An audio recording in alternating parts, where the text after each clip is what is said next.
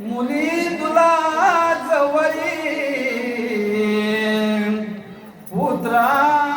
परी पाळली गर्भापासोणी धरोणी ममता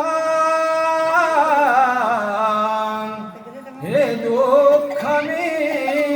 सोसले आता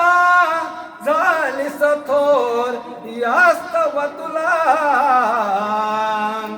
देते पतीच्या घरी संसारी तुम्ही सुखात सजणी ज्याचे कुटुंब लहान नांदावे परी उभयते कुर्यात सदा